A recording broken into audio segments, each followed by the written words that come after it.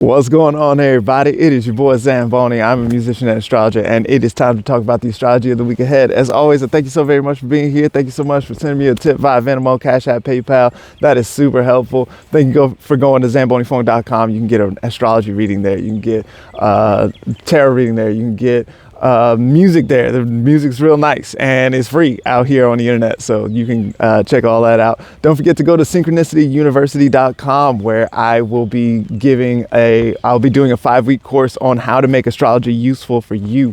So it's going to be a course about how to ask questions in a divination kind of context and how to get intelligible information from the symbols that are present in the astrology chart. So it's going to be a super helpful and useful time, and I think it's going to be fun too. It's going to be a super interesting time. So check that out, synchronicityuniversity.com. You can choose your own tuition rate right now. So it's $5 at per course or per class right now. It's a real good deal. So check that out. And let's talk about the astrology of the week ahead. So this week wasn't this last week wild?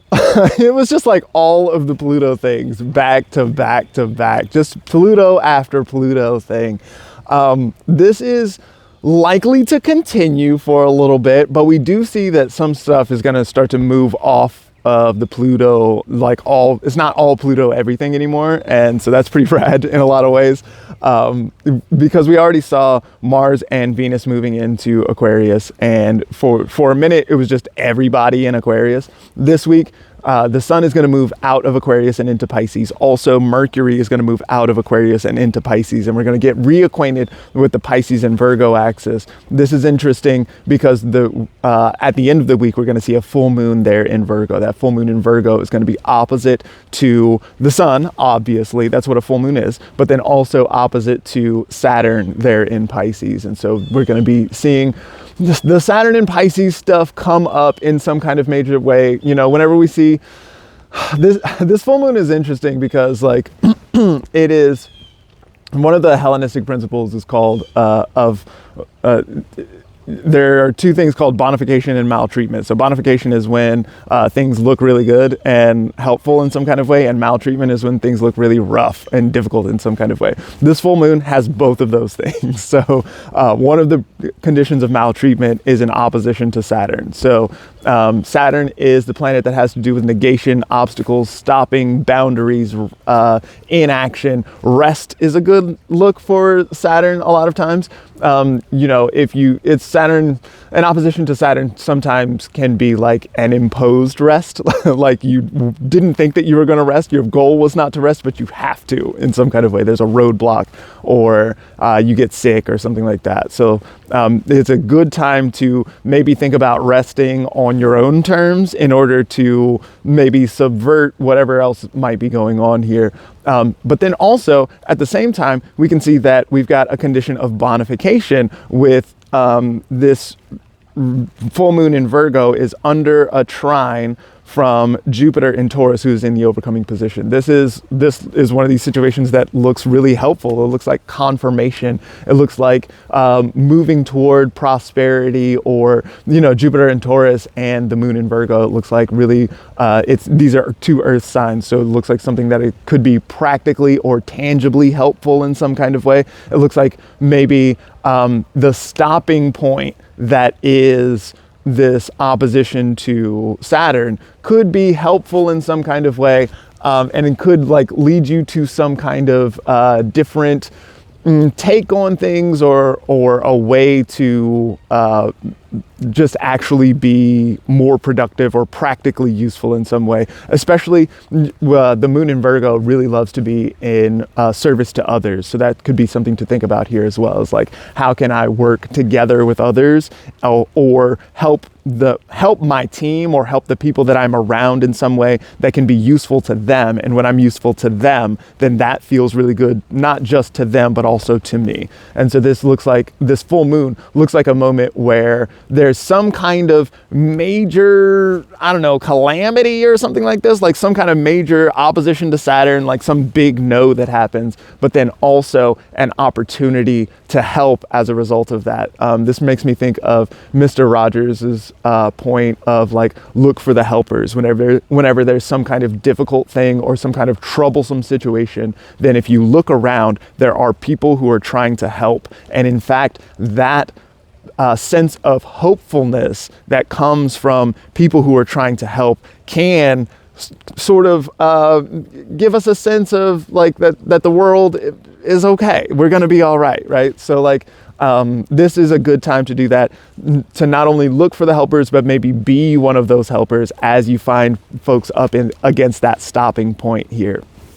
So that's interesting. We're going to start to see the Virgo Pisces thing come up in some kind of way. And so the Saturn in Pisces bit. So I've been saying for a little while the Saturn in Pisces is probably going to be good for art, for taking like the kind of outer space unification ideals of Pisces and putting them and making them tangible in some kind of way, in the way that Saturn tends to like to do. So this could be a good time to maybe organize some of that sort of stuff, or maybe do some of the difficult things that you have to do in order to make the fun stuff happen. That's another good way to think about Saturn followed by Jupiter, which is the way that this full moon is going to go.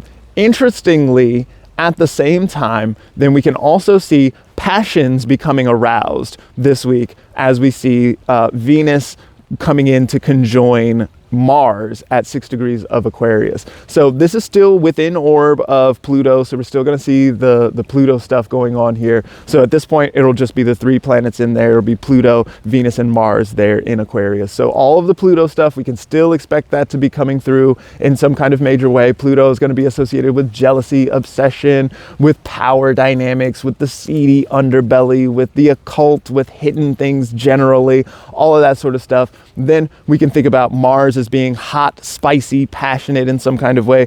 To see Venus here as well, we might think about togetherness or relationships or arts or beauty or harmony or something like this, right?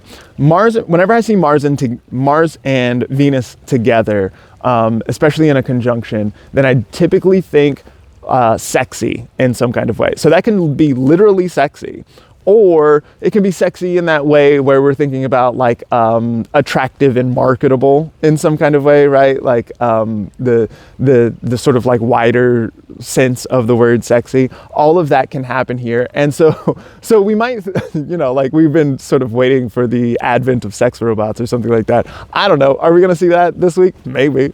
It's not like that's a new concept here, but we might see some of that sort of like coming into fruition or being made real in that Saturn way, right? Like that sort of stuff might be happening here this week. Or there might be some kind of new, like everything has been so salacious. I don't know, like all year, there's just been drama all the time, right? And people talking about things in some kind of way that is very exciting. And so I will still expect a bunch of that sort of stuff to go on, especially around the way that power functions is changing at this point, right? So where before we were in a moment, we were looking at Pluto in Capricorn and we were looking at an Earth triplicity cycle. So we were looking at Earth dynamics. So we're looking at things like being maybe tangible or being built on top of itself, or we can think about coins and gold and stacking gold coins,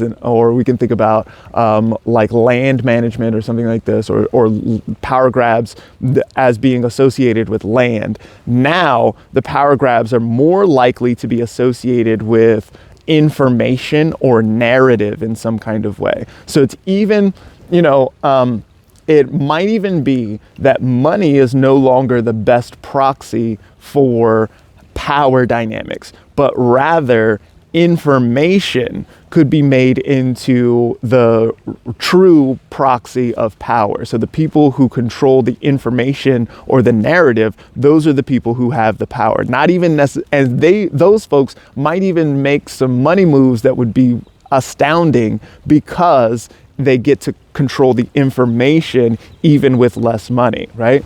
And so that is something to be aware of here. So whenever I'm seeing like sexiness showing up in some kind of way, and then show that with Pluto as well, then I would expect some kind of like major informational setup to take place that will be so attractive and interesting and difficult to look away from, but also might be some kind of power move. Keep an eye out for that.